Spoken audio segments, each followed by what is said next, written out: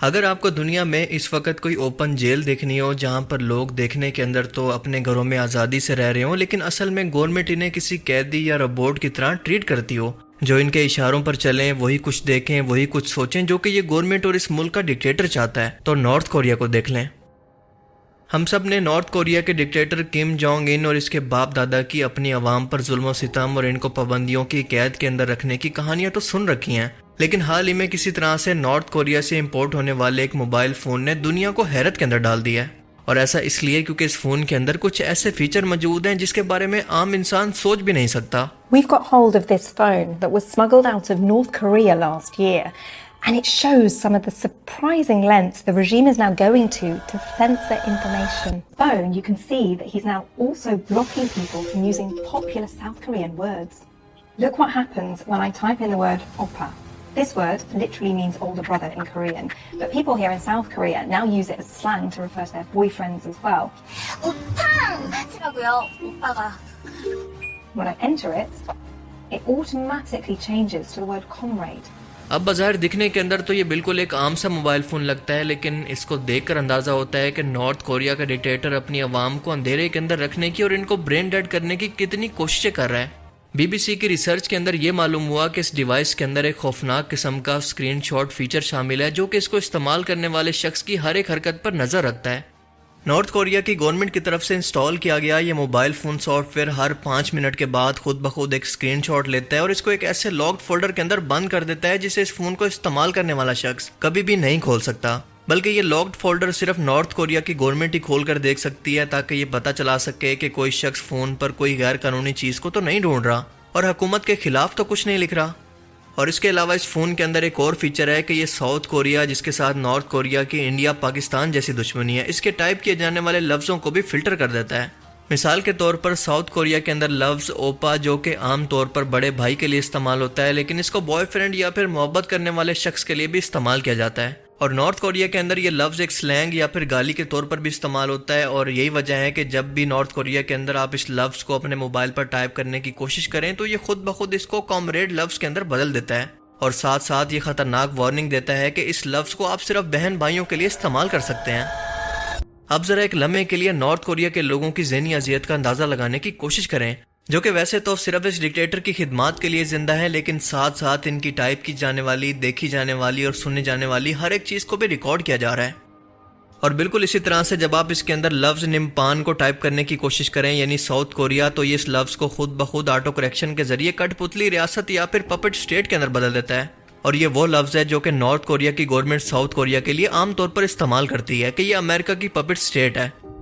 یہ mobile phone 2024 کے اندر news organization daily NK کی طرف سے نارتھ کوریا سے اسمگل کیا گیا تھا۔ اب نارتھ کوریا کے اندر ویسے تو عام لوگ انٹرنیٹ استعمال نہیں کر سکتے کیونکہ اس کو صرف کچھ ملٹری اور کچھ مخصوص لوگوں کے لیے استعمال کروایا جاتا ہے، اور وہ بھی گورنمنٹ کی نگرانی کے اندر۔ اور آپ سبھی جانتے ہیں کہ اس ملک کا تمام میڈیا جیسا کہ اخبار، ریڈیو اور ٹی وی چینلز تو پہلے ہی حکومت کے کنٹرول میں ہیں، جہاں پر دن رات کم جونگ ان اور ان کے خاندان کی تعریفیں کی جاتی ہیں اور بتایا جاتا ہے کہ نارتھ کوریا دنیا کا کتنا عظیم ترین ملک ہے۔ کیا آپ جانتے ہیں کہ آج ہمیں نارتھ کوریا کے بارے میں جو کچھ بھی پتہ ہے وہ دراصل یہاں پر رہنے والے چھوٹے میڈیا براڈ کاسٹر کی بدولت ہے، جو کہ اس حکومت سے چوری چھپ کے شارٹ اور میڈیم ریڈیو فریکوینسیز کے ذریعے ساؤتھ کوریا تک یہ انفارمیشن پہنچاتے ہیں۔ اور اس کے علاوہ ہزاروں USB سٹکس اور مائکرو SD کارڈ ہر مہینے نارتھ کوریا کے اندر ساؤتھ کوریا کی طرف سے اسمگل کیے جاتے ہیں، جس کے اندر ایسی بہت ساری انفارمیشن موجود ہوتی ہیں جو کہ یہ ڈکٹیٹر دنیا کو نہیں دکھانا چاہتا۔ مثال کے طور پر اس کے اندر ساؤتھ کوریا کا میوزک، اس کی فلمیں اور اس کے علاوہ جمہوریت جیسی خطرناک انفارمیشن اور باہر کی دنیا کیسی ہے اس کی انفارمیشن ہوتی ہے، اور یہی وہ وجہ ہے جو کہ لوگوں کو اپنی جان پر کھیل کر اس جہنم سے نکلنے کے لیے موٹیویٹ کرتی ہے۔ لیکن اس ظالم ڈکٹیٹر کا حکم ہے کہ کسی کو بھی اگر ساؤتھ کوریا یا پھر چین کے بارڈر کے پاس بھاگتے دیکھو تو فوراً سے اس کو گولی مار دو، اور اسی لیے ہر سال سنہرے خواب آنکھوں کے اندر سجائے آزادی کی امید لیے کئی سو لوگ اسی کوشش کے اندر اپنی جان دے دیتے ہیں۔ حالانکہ کرونا کے دنوں کے اندر اس نے چائنا کے ساتھ بارڈر پر الیکٹرک بارڈ لگانے کا حکم دیا، جس سے اسمگلنگ تو کافی حد تک مشکل ہو گئی، لیکن مسئلہ یہ ہے کہ یہ کوئی جانور نہیں ہے بلکہ انسان ہے جن کو سوچنے اور تجسس سے روکا نہیں جا سکتا۔ سال 2020 کے اندر نارتھ کوریا کے اندر ایک قانون پاس ہوا جس کے مطابق اگر کوئی بھی شخص غیر ملکی میڈیا کی کوئی انفارمیشن کو یا رپورٹ کو نارتھ کوریا کے اندر پھیلائے گا تو اس کو قید یا پھر موت کی سزا ہو سکتی ہے۔ اور پھر سال 2023 کے اندر ساؤتھ کوریا کی زبان کو استعمال کرنا، ان کے لفظ بولنا یا پھر لہجے کو اپنانا جرم قرار دے دیا گیا۔ اور پھر اس کے بعد یہ پابندیاں اس ملک کے اندر بننے والی ڈیوائسز کے سافٹ ویئر کے اندر شامل کر دی گئی تاکہ کوئی بھی ساؤتھ کوریا کی زبان کو، ان کے کلچر کو یا انفارمیشن کو دیکھ ہی نہ سکے۔ اور آج کے ٹائم کے اندر یہی اسمارٹ فونز نارتھ کوریا کے لوگوں کو ذہنی طور پر غلام بنانے کا ایک نیا ہتھیار بن چکے ہیں، اور ہر روز یہ شخص اپنے لوگوں پر مزید سختیاں بڑھاتا جا رہا ہے۔ مثال کے طور پر اس نے باقاعدہ ایک نئی فورس بنائی ہے جس کا نام ہے یوتھ کریک ڈاؤن اسکواڈز، جو کہ ان لوگوں کی نگرانی کرتے ہوئے اچانک یا پھر شک کی بنیاد پر ان کے موبائل فون کو چھین لیتے ہیں اور ان کے میسیجز چیک کرتے ہیں کہ کہیں پر ساؤتھ کوریا کی زبان یا پھر کوئی سیکرٹ چیز تو استعمال نہیں کی جا رہی، اور جو کوئی بھی ایسا کرتا ہوا پایا جائے اس کو پھانسی دے دی جاتی ہے۔ شاید باقی لوگ جو کہ آج نارتھ کوریا کے اندر زندہ ہیں صرف اس ایک وجہ سے زندہ ہیں کہ کم جونگ ان یہ سوچتا ہے کہ اگر یہ لوگ بھی پھانسی پر چڑھ گئے تو میں حکومت کس پر کروں گا۔ سیکنڈ ورلڈ وار کے بعد 1945 کے اندر جاپان کی شکست کے بعد کوریا کو 38 پیرالل نارتھ لائن کے ذریعے دو حصوں کے اندر تقسیم کر دیا گیا۔ اس لائن کے نارتھ کے اندر موجود کوریا کو نارتھ کوریا اور ساؤتھ کے اندر موجود کوریا کو ساؤتھ کوریا کا نام دیا گیا۔ نارتھ کوریا کا نظام سوویت یونین کی مدد سے کمیونزم کے زیر اثر چلا گیا، جو کہ بعد میں ڈکٹیٹرشپ کے اندر بدل گیا، جبکہ ساؤتھ کوریا امریکہ کی مدد سے ایک ڈیموکریٹک ریاست کے اندر بدل گیا، اور یہ دونوں ریاستیں بالکل اسی طرح سے آج بھی موجود ہیں۔ اور اس ٹائم کے اندر یہ دونوں ملک یہ دعویٰ کرتے رہے کہ پورے کوریا پر حکومت کرنے کا حق ان کے پاس ہے، اور اسی اختلاف کی وجہ سے 27 جون 1950 کو نارتھ کوریا نے اچانک سے 38 پیرالل نارتھ لائن کو پار کرتے ہوئے ساؤتھ کوریا پر حملہ کر دیا تاکہ پورے کوریا کو حاصل کر سکیں۔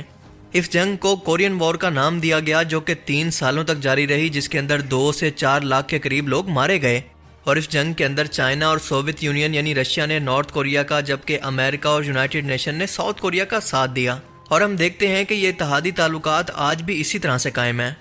1950, shortly after Soviet and American troops withdrew, communist North Korea invaded the south. Within months, United Nations troops were squeezed into a small area in the southeast. It was the first military action of the Cold War. The UN then counterattacked, pushing North Korean forces back into their own territory. But this prompted China to intervene, and UN troops were forced to retreat in disarray back beyond the 38th parallel. اب ہوا کچھ یوں کہ 1953 کے اندر یہ جنگ تو ختم ہو گئی، لیکن ان دونوں ملکوں کے درمیان کوئی امن معاہدہ نہیں ہوا، اور اسی لیے یہ دونوں ملک ٹیکنیکلی طور پر آج بھی جنگ کی حالت کے اندر ہیں۔ اس کے بعد ہم نے دیکھا کہ نارتھ کوریا نے کئی حملوں کے ذریعے جنگ بندی کی خلاف ورزی بھی کی، اور کئی دفعہ ساؤتھ کوریا پر حملے کرنے کی بھی کوشش کی، جن کی لسٹ بہت لمبی ہے، جن کو آپ اسکرین پر دیکھ سکتے ہیں۔ سال 2006 کے اندر نارتھ کوریا نے اپنے نیوکلیئر اور بلسٹک میزائل پروگرامز کو شروع کیا تاکہ ایک ایسا میزائل بنا سکیں جو کہ ساؤتھ کوریا کو سپورٹ کرنے والے ان کے دشمن امریکہ تک پہنچ سکے۔ اور آخرکار سپتمبر 2017 کے اندر ان کا چھٹا اور سب سے بڑا نیوکلیئر ایکسپیریمنٹ ہوا، جس کے بعد کم جونگ ان نے نارتھ کوریا کو ایک نیوکلیئر اسٹیٹ ڈکلیئر کر دیا، ورنہ شاید 2017 کے اندر ہی امریکہ اور اس کے اتحادی نارتھ کوریا پر بھی عراق اور افغانستان کی طرح حملہ کر چکے ہوتے۔ اور آج کے ٹائم کے اندر اس کا مطلب یہ ہے کہ نارتھ کوریا صرف ساؤتھ کوریا کے لیے نہیں بلکہ دنیا کے لیے بھی ایک خطرہ بن چکا ہے، اور بالکل یہی وجہ تھی کہ آج امریکہ کے موجودہ صدر ڈونلڈ ٹرمپ نے اپنے پچھلے صدارتی دور کے اندر اس ڈکٹیٹر کو ٹھنڈا کرنے کی اور سمجھانے کی بہت کوشش کی، اور ڈونلڈ ٹرمپ پہلی مرتبہ اس ملک کے اندر چل کر گیا تاکہ اس کو منا سکے کہ نارتھ کوریا کے ساتھ صلح کر لو، ان کے ساتھ ٹریڈ شروع کرو اور اپنے نیوکلیئر پروگرام کو بند کر دو۔ لیکن ہم نے دیکھا کہ اس کا کوئی بھی نتیجہ نہیں نکلا، کیونکہ آج بھی نارتھ کوریا امریکہ مخالف رشیا، چین اور ایران کے بلاک کا حصہ ہے، اور یہ بندہ اپنی حکومت کو بچانے کے لیے کبھی بھی ایٹمی ہتھیاروں کو استعمال کر سکتا ہے، جس کی وجہ سے جاپان اور امریکہ جیسے ملک جو کہ اس کے قریب موجود ہیں وہاں پر جنگ چھڑ سکتی ہے، اور اس جنگ کو آج کے دور کے اندر ورلڈ وار کے اندر بدلتے ہوئے زیادہ ٹائم نہیں لگے گا۔ اور جاتے جاتے آپ سے ایک سوال کہ پوری دنیا کے اندر اس وقت 2025 چل رہا ہے، لیکن کیا آپ جانتے ہیں کہ نارتھ کوریا کے اندر اس وقت کون سا سال ہے؟ اپنا جواب آپ کمنٹ میں ضرور لکھیے گا۔ اور فائنلی اگر اس ویڈیو سے آپ کو کچھ نیا جاننے کو ملا ہو تو اس کو ضرور لائک کیجئے۔ اب میں ملوں گا آپ سے ایک ایسی ہی نئی انٹرسٹنگ ویڈیو میں، تب تک کے لیے اپنا بہت سا خیال رکھیے گا۔ Thanks for watching this video. اللہ حافظ۔